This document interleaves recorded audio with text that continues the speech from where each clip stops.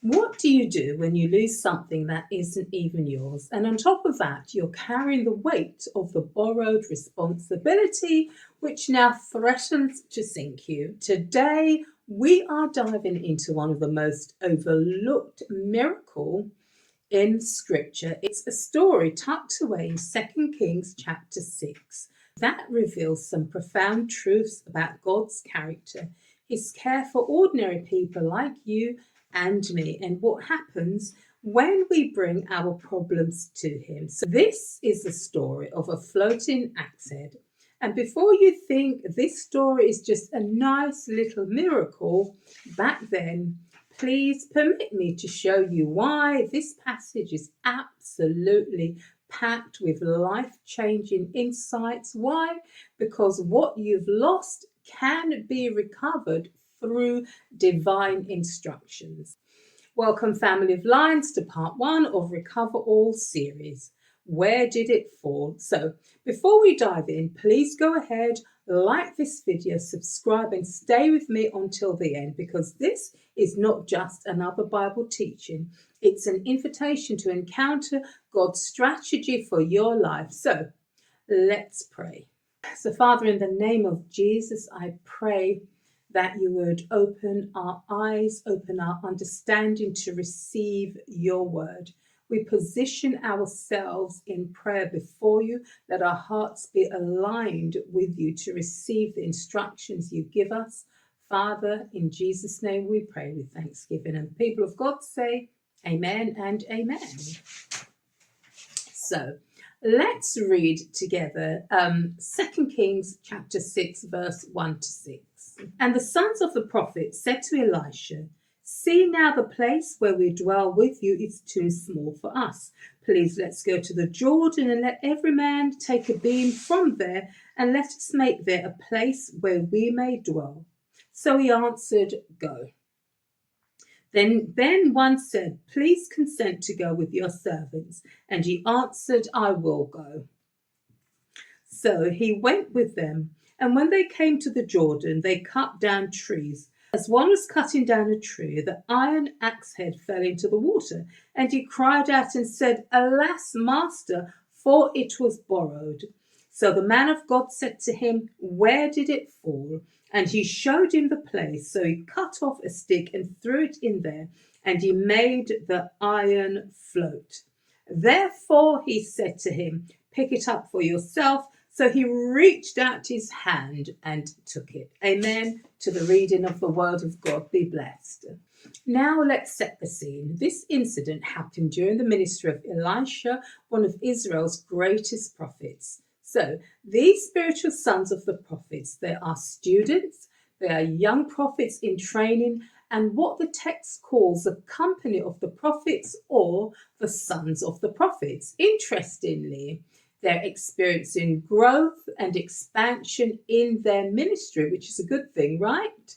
Okay, their meeting place had become too small for them. Their church building, their small cell group, etc. Now then, I want you to think about that spiritual growth, numerical growth, and creating a space problem. So we've grown and we need more space. And that's a good problem to have, right? They need to expand, so they decided to go down to the Jordan River to cut beams to enable them to build a new, a bigger and a better place. Now then, here's the first insight. God's interested in the mundane or everyday details of your life and your ministry. This isn't about parting the Red Sea or calling down fire from heaven. And there is a time and a place for that, but not now, because this is about construction, it's about projects and building plans. And did you notice that Elisha doesn't just give them his blessing and send them off and stayed home? When they asked him to come with them, he doesn't hesitate. He says, "I will." For sure, the presence of godly leadership among you matters, even in your ordinary tasks. So let's not take God's ordained leaders for granted, because God places them for for a purpose in the church, in our lives, in our ministry. So now the young prophets are busy working. They're swinging their axes, they're falling trees. Indeed, this is good, honest labour, and it's kingdom work. And then what happens? Disaster strikes unexpectedly out of the blue. As one of them was cutting down a tree, the axe head fell into the water. So now, to understand the weight of this moment, you need to understand ancient economics. So back then, iron was extremely expensive and axes were valuable tools. And most people really could not afford to own one. So they had to borrow. You being a born-again Christian or not does not exempt you from borrowing as a necessity as and when it's needed. So this young prophet is using a borrowed axe, and suddenly the iron head falls off the handles and it sinks into the deep muddy waters of the river Jordan, and he cries out, "Oh no, my Lord, it is borrowed." Can you hear the panic in his voice, the shame, the desperation, because he's not just lost a tool, he's lost someone else's expensive borrowed property. Now he's facing a debt and having to repay something that he can ill afford or cannot afford to repay back. He's also now responsible for something that's beyond his control and his ability to fix. So this is so heart-rendering. And here's where the story becomes deeply personal for every one of us. How many of us are facing and carrying the weight of borrowed responsibility? How many of us have lost something? We don't know how to replace it. How many of us are drowning in panic? How am I going to fix this situation? Maybe your challenge and weight is not a physical axe. Maybe it's a relationship you've damaged or a financial mistake that's keep compounding. Perhaps a reputation you've lost or an opportunity that slipped away or a responsibility to someone you've failed. The young prophet didn't try to hide it. He could have pretended, like some do, that it didn't happen. He could have walked away from the situation, dejected, despondent, and feeling defeated. But instead, he does something crucial. He immediately brings his problem to the man of God, his spiritual leadership. Now then, please take note of Elisha's response. He doesn't rebuke or lecture him. He doesn't say, "Well, you should have been more careful." Well, we've all heard those words before and we've all been there where we've done something wrong inadvertently. And so he doesn't remind us about the value of the borrowed property. Instead, he asks one simple question: where did it fall? So the word of God in James 1 verse 5 says, "If any one of you lacks wisdom, you should ask God, and he gives generously without finding fault, and it will be given to you." So God does provide for us, especially those who ask him. And he does so without criticizing us, criticizing our mistakes. And he goes and he gives us godly advice and encouragement in our predicament, in our situation. Elisha's question is everything. Elisha wants specifics. He wants details. He wants the young man to identify the exact location of his loss. Why is he being so specific? Well, because recovery begins with your honesty about your condition and your location. So people of God, you cannot recover what you won't or you are unwilling to locate. You cannot heal what you won't name. God doesn't ask us to identify our problems because he doesn't know. He asks because we need to know, you need to know. In the face of it, point to it and say, "There, that's where I lost my joy." The Bible says the joy of the Lord is our strength. Where did the marriage start to sink? Where did the integrity slip? Where did your faith begin to waver? Where did your peace disappear? And where did it fall?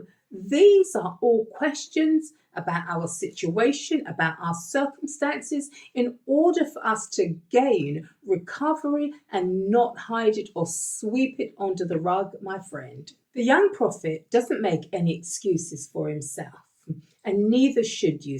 So straight away he shows Elisha the place. He just points to the spot and says, there. That, my friend, is about identification of your shortcomings and the predicament you're in. Your confession is geographical. You are to be specific, you are to be open, you are to be honest with God about where things went wrong. So let's look at our miracle working God. Now comes the miracle, which is simply fascinating. So Elisha cuts the stick, just an ordinary piece of wood, and throws it into the water at the exact spot the young prophet told him, and the axe head floats. Let that sink in, my friend. Iron doesn't float. That's not how physics works. The very nature of iron is for it to sink because it's heavy and it's dense, but every natural law that axe said should be lost at the very bottom of the muddy riverbed. But when the prophet of God introduces a principle from heaven into the situation, the impossible thing happens. The heavy thing rises, the power of God is coming to bear on that situation, because what God cannot do does not exist. So here's the revelation. What is naturally impossible for man to do because of man's limitation now becomes supernaturally inevitable for God to do. So you see your situation as being too far gone, it's too heavy a situation for you to recover, but know for certain that God specializes in making iron float. And did you notice that Elisha throws into the water a stick, a piece of wood? Does this remind you of anything? Centuries later, another piece of wood would be thrown into the river of humanity's sin, a cross which was then the stake the Romans used for execution. And through that wood, everything heavy would be given the chance, the opportunity to rise again. Our sin, our shame, our guilt, our despair, even death itself rose again. So the wood represents the principle of the cross of Jesus of Nazareth. Interestingly, everything that God uses to redeem impossible situations often look ordinary, rejected and useless to man. It looked like the end, but it became the very instrument of our salvation. 1 Corinthians 1:18 says, for the message of the cross is foolishness to those who are perishing, but to us who are being saved, it is the power of God. So here's the instruction. After the axe head floats, Elisha gives one more command. He says, lift it out. God performs the miracle, but there's a participation that's required on our side. The young prophet has to reach out and take it. So this is profound, because God will do only what the Almighty can do. That is to make the iron float, to change hearts, to show us open doors, to heal our wounds and restore our broken relationships. But we have a part to play in this. We are to listen for his instructions. We are to reach out. We are to take it by faith.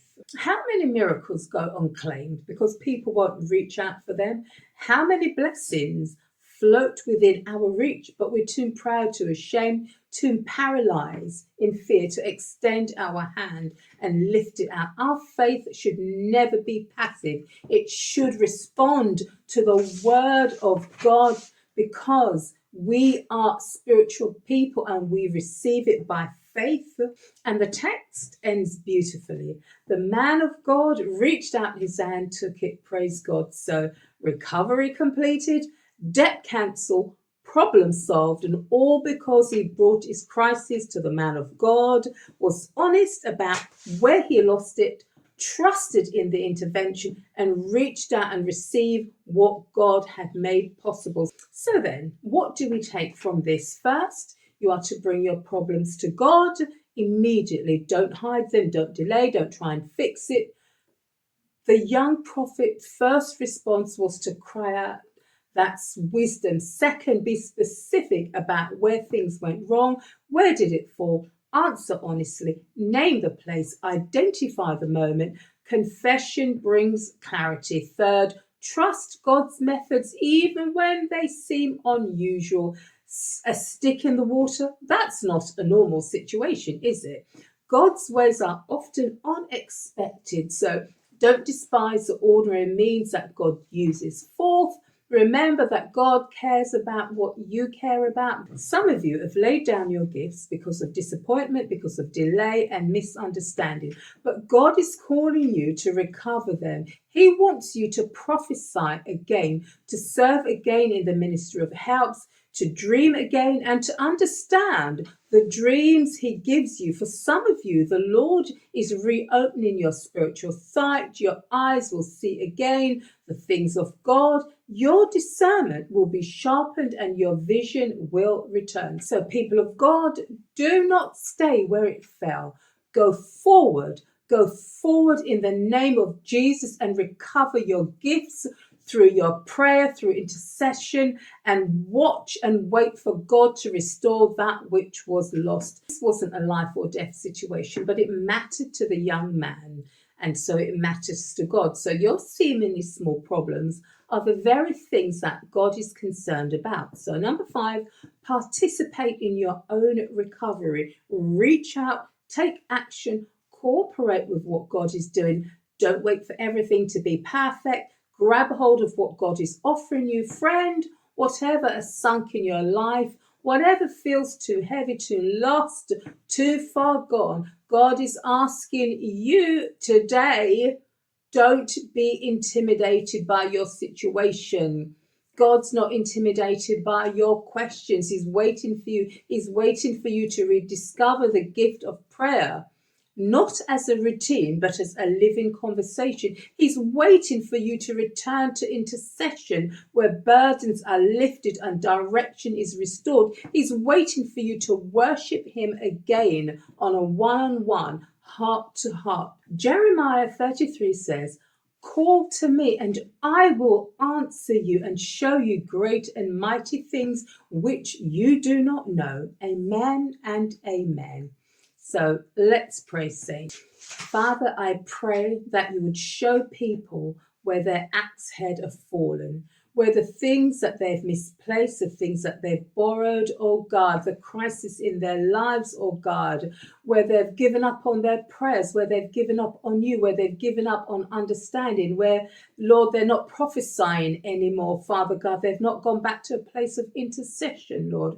Open their eyes again, oh God, that they may reach out and take that which you have for them. Lord, I pray that you would restore their cutting edge again in their ministry, Father God, in their business, Lord. Those who are in the business ministry, Lord God, sharpen them again and cause them to come to the foot of the cross, to sit at your feet, Lord, to hear what you're saying, to give them the guidance, the directions, the instructions for their lives. Father, in the name of Jesus, I pray that your people will not grow faint, they will not grow weary, they will believe on you again, because you are a miracle working God. You've proved yourself time and time again in your scriptures, Lord. In Jesus' mighty name we've prayed. And the people of God say, amen, amen, and amen. People of God, if this is speaking to you, I want you to leave a comment below. Say, I inquire of you, Lord. So please also like this video, subscribe and share it with your friends and family who needs to recover their situation. And I will join you again, or you will join me again in part 2 with new strategies, divine strategies, how to go forward, how to receive the things of God. And I will see you in part 2. God bless you. Bye for now.